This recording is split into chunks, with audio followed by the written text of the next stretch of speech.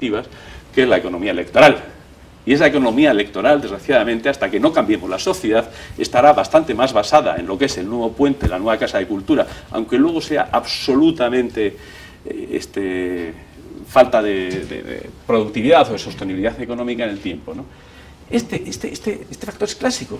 Y esta es la figura que estábamos hablando antes. Cuando estamos hablando de, en cierta manera, profesionalizar al gestor público, estamos hablando de que aquí hay gente que tiene que hacer de intermediario en estos dos mundos. Y en un momento dado, aunque a nivel técnico la prioridad del proyecto número 1 sea X, pues tendrá que modificar sus criterios y pasar, pero buscar un plano de coincidencia entre ambos. Porque este técnico está haciendo política y el político está cogiendo y recogiendo verdaderamente las inquietudes. Estos dos mundos hay que acercarlos, si no realmente seguiremos con esta de la vida tradicional. Y por otra parte, sí me gustaría, no voy a entrar aquí porque luego igual en el tema de las encuestas tenemos posibilidades de lo rico que es el tema de la articulación territorial, pero por otra parte sí me gustaría hacer un comentario breve sobre el tema de los proyectos. Tampoco nos engañemos, no todos los proyectos tienen que llevar consenso. Hay una relación directamente proporcional, es que aquellos proyectos que no disponen de tiempo, no busquemos consenso. De verdad, es una pérdida de tiempo. Y aquellos proyectos que tenemos tiempo, trabajemos en el ámbito del consenso, en el ámbito de la participación, en el ámbito de las redes, etcétera, etcétera. Sostenibilidad económica. Yo os voy a dar algunos ejemplos ya claros y concretos. La sociedad que yo tengo el placer de regentar es una sociedad histórica que se constituye en el año 1902, es decir, hace 108 años. Bueno, imaginaros que en aquellos tiempos no había sector público, era el sector privado el que constituye, y además cuando lees desde la literatura histórica a veces el objeto social, pues era como muy curioso, engrandecer la ciudad y todas estas cosas, ¿no? Pero bueno, hicieron sus cosas, construyeron el Victoria Eugenia, construyeron el Hotel María Cristina, que me imagino que igual lo identificáis algunos con el tema del festival, etcétera, etcétera. Hicieron otro tipo de actuaciones. Bueno, mi sociedad, después de haberse de todo un periplo de 105 años, convirtiéndose en pública lo que antes era privado, etcétera, etcétera, etcétera, es la titular del Hotel María Cristina, concesionado en este momento a la cadena Star Wars. Perdonad, pero, coño, esto es sostenibilidad. Lo que hace 107 años hicieron donostiarras que me antecedieron. Y yo no tengo más que otra clave de decir, hombre, tendremos que generar un vínculo de sostenibilidad para que, yo no sé, cuando nos moramos alguien diga, oye, pues igual que yo reconozco en este evento la función que hicieron aquel sector privado, etcétera, ¿no?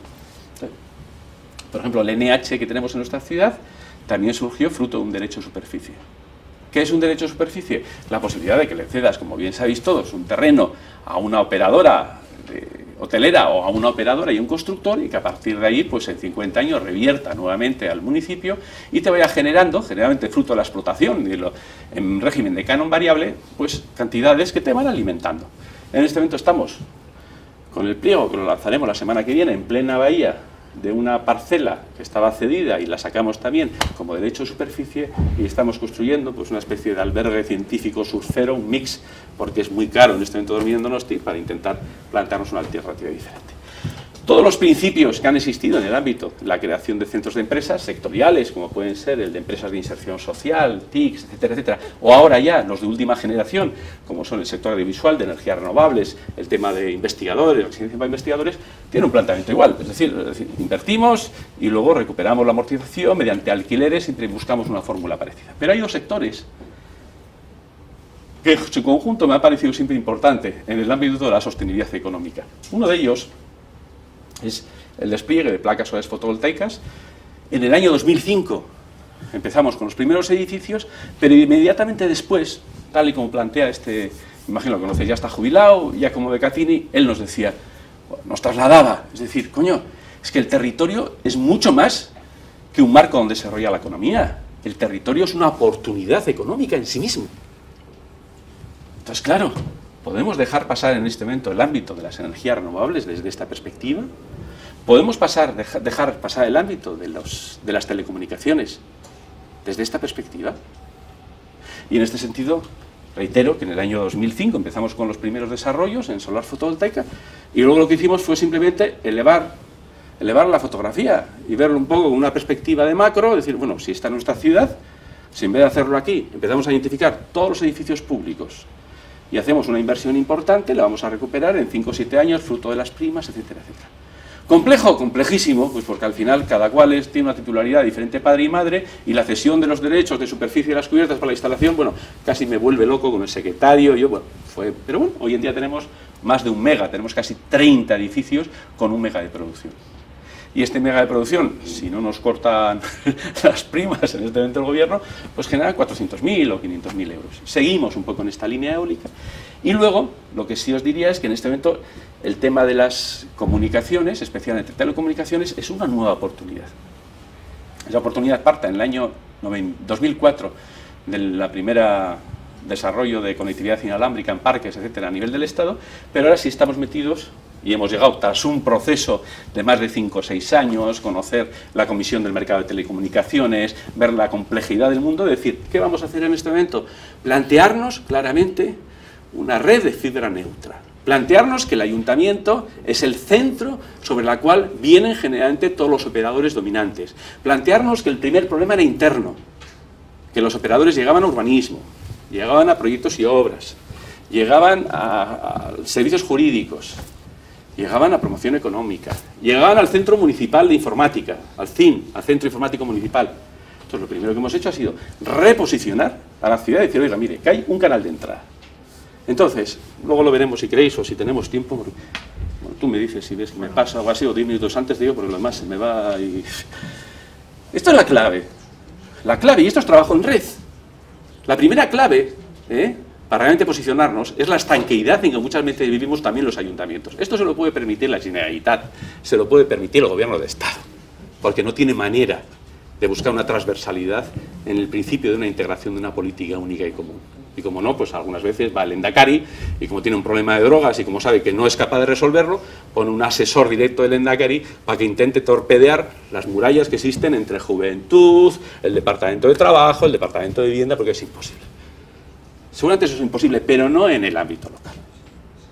En el ámbito local tenemos que llegar realmente a trabajar en el ámbito de la coordinación de redes locales. Y este fue uno de los primeros principios.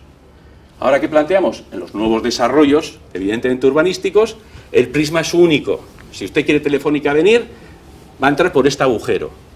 Es espacio público. Tenemos que acordar nuestra relación por uso del espacio público.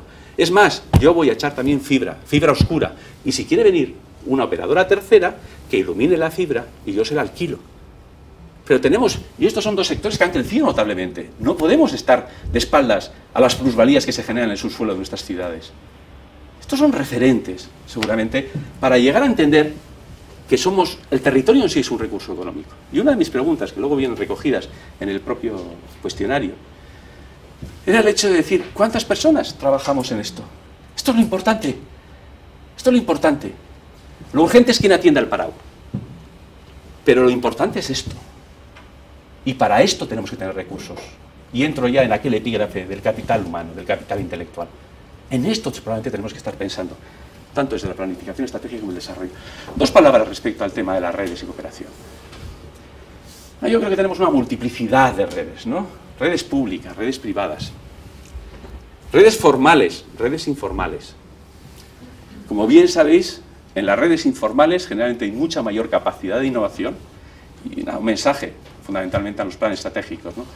Cuando a veces constituimos foros, una de las grandes preguntas es, ¿está la innovación inmersa en ese tipo de foro?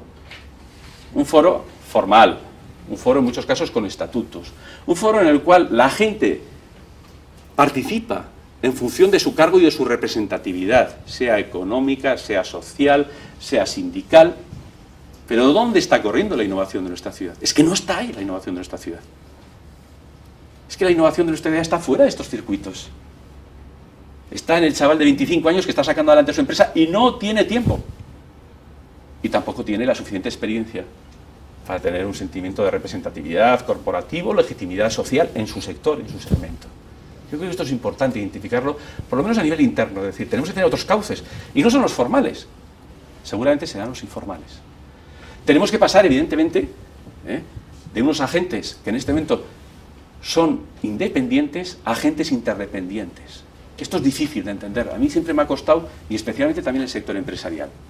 Cuando hemos pasado 2 términos que pueden parecer antagónicos. Las empresas compiten y las empresas cooperan, ¿no? ¿Cuántas empresas no hemos tenido en Euskadi, pequeñas empresas, que veían con recelo al de enfrente, diciendo a ver si se muere ese y entonces tener mercado? Que no, porque tú estás compitiendo en el mercado local y en el mercado regional y hasta en el mercado estatal, pero en el mercado internacional le necesitas.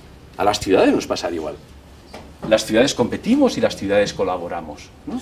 La interrelación de ambos conceptos no es para nada sencillo. Y yo creo que es un tema que tenemos que empezar a plantearnos. Pero sobre todo, yo creo que en este gráfico lo que planteas es, a mayor densidad relacional, es más rico y más competitivo el territorio. Y este es un trabajo que hice en su día con Tamiko Isa, que está en el Instituto de Gestión Pública. Hicimos un trabajo conjuntamente muy sorpresivo, y es el hecho de decir, bueno, vamos a mirar el flujo de relaciones que existen entre los diversos agentes. Y curiosamente a veces nos pensamos que somos el ombligo del mundo y que estamos aquí. Perdona, igual podemos estar realmente aquí. O hasta una centralidad periférica podemos tener. Y lo más importante, y es algo a ver si le animo algún día, es a que me refleje en la intensidad relacional qué productividad tiene esta relación. ¿Esto qué genera al final? Todos somos conscientes de que en los espacios en los cuales conviven surgen sinergias y surgen nuevos proyectos, en los centros de empresas habilitamos espacios. Un día se me rompió también ese esquema cuando estuve con alguien de California, del Silicon Valley, y decía que realmente el pub que había, el café que había, bueno, era una concentración de bebedores que acababan con unas tajadas a base de cerveza. Y yo, pero esto no responde al... Yo pensaba que... No, ¿sabes? Acaba a las 12. Y digo, bueno, pues dice, hombre, esto lo podríamos medir algún día. Y yo creo que vamos. Y estos son redes productivas. Estos son redes muchas veces que bajan la legitimación de la representatividad a la operatividad. Este es el win-to-win, ¿no? Cuando estamos hablando de agencias, a mí a veces me dicen, bueno, y tendríamos que generar una especie de consenso de participación. Y digo, perdona, la imagen la tiene el sector público, la tenemos nosotros y la desarrollamos. ¿Tú crees que un sindicato en este momento le puede estar mirando el tema de las nuevas tecnologías? Por cierto, y entre paréntesis, imagino que igual aquí hay un representante sindical. Ya sabéis que no hay en este momento asociaciones más centralistas, y hablaremos luego del tema de la descentralización, que los sindicatos y la patronal, ¿no? Y su presión que hacen en la conferencia sectorial para llevarse un dinero que seguramente nos viene a todos, fruto de la paz social, etcétera, etcétera. Pero no necesitamos, perdona, no necesitamos. ¿A qué queremos aquí? ¿A unos sindicatos, a la patronal? Si estás pensando en claves de ciudad, estás pensando en la revitalización del urbanismo. Ahora, cuando llegas a un pacto local por el empleo, probablemente necesitas. Pero cuando llegas a la especificidad de un trabajo en clúster o lo que queráis, está el sector, pero el sector comprometido, el sector con nombres y apellidos, porque en ello me va la vida. Yo no me voy aquí 2 veces, ¿cómo me han llamado otra vez? Bueno, si sacamos una foto, etcétera, etcétera, ¿no? Y en muchos casos la economía electoral no entiende bien el tema del liderazgo, pero entiende perfectamente el término de protagonismo. Y si no somos capaces de liderar procesos y dejar el protagonismo a la sociedad, matas la gallina de los huevos de oro y mata la participación porque ni siquiera le queda eso, ¿no? Entonces, en el ámbito fundamentalmente sectorial, cuando menos aparezcas tú mejor, los agentes, lo realmente significativo, los actores, son ellos. Entonces, bueno, yo por lo menos soy más defensor de las redes específicas, de las redes en las cuales podemos ver un nicho y a partir de ahí concentrar parte de nuestros esfuerzos. Bueno, este es un mapa, luego veremos, tenemos bastante mapas, cada una de estas redes tiene unos mapas, me imagino que todo el mundo tiene sus mapas, los resultados, bueno, andaban ahí 50-50 de la encuesta que habíamos planteado, en torno a ver cuál era el tema de los mapas, y los mapas al final lo que identifica son, por lo menos en nuestro caso, lo que se identifica son los actores y los agentes de carácter sectorial. Hablemos brevemente de la innovación y de la innovación en nuestro sector, en el sector público. Bueno, yo creo que tenemos un sector complejo, en el cual no es fácil la innovación, tampoco muchas empresas. Antes lo decía la alcaldesa de Rubí, que aquí había estado Dupont. Yo recuerdo que tradicionalmente en los circuitos en los que colaborábamos había una frase de un trabajador de la multinacional Dupont que era, bueno, la verdad es que cargada de mucho simbolismo, y era: llevo 20 o 30 años trabajando en esta multinacional y me han pagado un salario por mis manos y no sabían que tenía la cabeza gratis por el mismo salario. Bueno, en esos términos en los que planteaba en aquel momento Dupont, pasemos y trasladémonos a lo que es nuestro sector. Resistencia a los cambios organizativos. Total resistencia a los cambios organizativos. Yo no sé si vosotros, o alguno de vosotros habéis tenido alguna vez la posibilidad y la oportunidad de cuando se constituyeron las ventanillas únicas al ciudadano, las reales, no aquellas que hacen de receptivo y al final va repartiendo el trabajo a todo el mundo que tiene sus responsabilidades, sino delegación de responsabilidades en torno